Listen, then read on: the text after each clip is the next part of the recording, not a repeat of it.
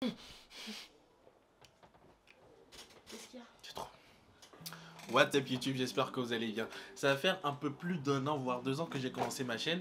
Et je pense que YouTube, c'est l'une des meilleures choses que j'ai réussi à faire jusqu'à présent. Et je me disais que ce serait bien de partager avec vous les erreurs que j'ai commises au cas où vous voudriez commencer une chaîne YouTube. Parce que même si c'est la meilleure chose que j'ai réussi à faire, je ne l'ai pas vraiment fait proprement. Et ce serait bien que vous ne fassiez pas les mêmes erreurs que moi. Et à commencer par la première erreur. Si je vous dis Rodrigue Mekit, vous pensez à quoi? Je pense que vous penserez peut-être à micro-trottoir, à Boîte Boulogne, à salle de sport, à fitness park, à ce genre de choses. Mais il n'y a pas forcément un truc, un sujet, une idée qui vous viendrait directement en tête quand vous entendriez Rodrigue Mekit. Et c'est ça le gros problème de ma chaîne. Il n'y a pas de thème principal à ma chaîne. Si vous regardez bien, je fais des vidéos qui parlent vraiment de tout et de n'importe quoi, comme je le dis la plupart du temps. Et c'est pas forcément bien au début. Au début, ce qu'il faut faire, c'est faire des vidéos qui sont centrées sur un thème en fait. Vous prenez la plupart des grands youtubeurs, au début ils ne faisaient qu'une chose. Squeezie au début il faisait que... Non pas Squeezie. PewDiePie au début il faisait que des vidéos de gaming. Squeezie aussi faisait que des vidéos de gaming. Et plus tard en fait ils se sont diversifiés, ils ont commencé à faire d'autres choses. Et ce que moi je suis en train de faire, je fais ce que les grands youtubeurs font aujourd'hui en fait. Eux, ils peuvent se permettre de faire plein de vidéos sur plein de choses différentes parce qu'ils ont déjà une communauté de base. Du coup, les gens vont déjà les regarder. Sauf que moi, personne ne me connaît. Du coup, qui va me regarder en fait? C'est pour ça que c'est important au début de commencer en ayant un thème précis. Si par exemple vous êtes, je sais pas, fan de musculation, on va dire, faites que des vidéos de musculation. Mais beaucoup de gens aiment Rodrigue. Il est persuadé que personne ne le connaît, mais pas mal de gens le connaissent, Rodrigue. Ouais, je pense qu'il n'y a pas fort. Les gens s'en foutent un peu. La majorité du monde s'en fout de ma vie, mais bon, c'est pas le sujet.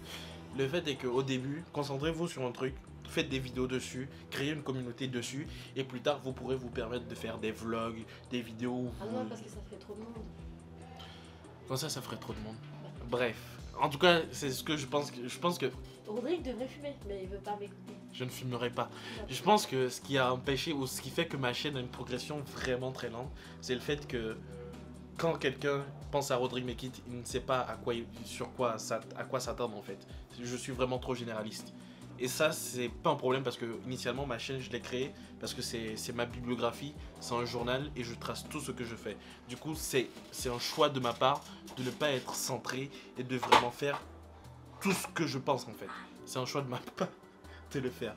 Mais si vous avez envie de commencer une chaîne YouTube, c'est vraiment important de vous concentrer sur un truc parce que ce sera le meilleur moyen en fait de construire une communauté. Et une fois que vous aurez vraiment construit cette communauté de base, et vous suivrez dans tout ce que vous ferez en fait. Et là vous pourrez commencer à faire des vidéos qui parlent de sport, des vidéos où vous faites des vlogs de voyage et tout, de cuisine.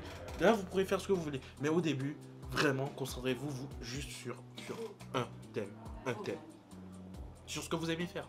Qui tout le monde devrait le faire tout le temps. Non, pas tout le temps, mais comme moi je le fais par exemple.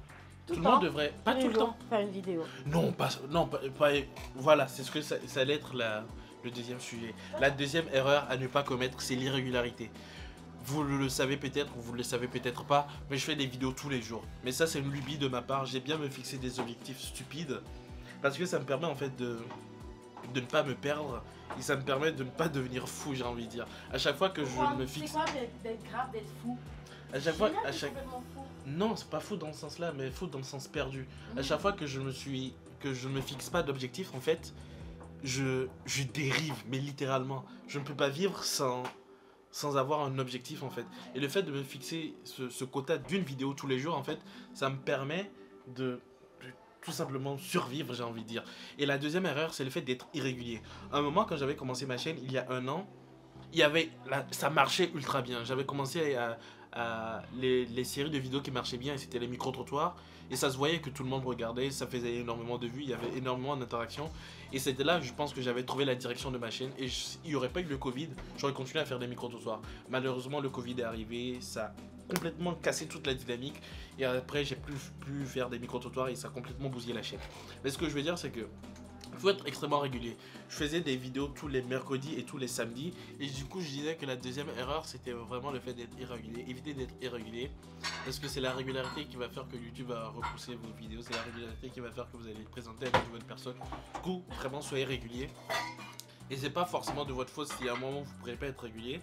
Mais moi, même si tous les jours je peux pas forcément faire des vidéos, je fais des shorts les jours où je peux pas faire des vidéos.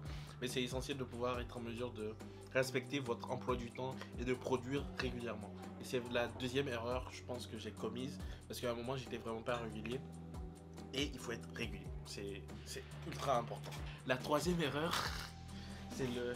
En fait, j'avais pas d'idée de troisième erreur, je vais pas vous mentir, parce que je pense que c'est vraiment les deux points négatifs de ma chaîne. C'est le fait de pas avoir de thème principal, à part moi, et moi je ne suis personne, du coup c'est pas vraiment un thème, en tout cas pour le moment c'est pas vraiment un thème. Et la deuxième erreur, c'est l'irrégularité. Troisième erreur, le cadre. Pourquoi? Bah démerdez-vous. En tout cas, les deux erreurs les plus primordiales, c'est vraiment le fait d'être irrégulier et le fait de ne pas avoir de thème principal. Évitez de faire ces erreurs-là. Et dans tous les cas, je vais m'arrêter là. Si vous êtes nouveau sur la chaîne et que vous avez apprécié la vidéo, lâchez un pouce Moi, je bleu. dirais que un jour ou l'autre, faut qu'on arrête d'être tous sur les réseaux sociaux et qu'on regarde autour de nous. Parce que j'habite à Paris et personne ne se regarde. Tout le monde est sur leur téléphone. Mais si tout le monde est sur leur téléphone à regarder des vidéos, c'est tout à fait normal. Les gens oublient que c'est la vraie vie. Abonnez-vous, activez les notifications. Peace.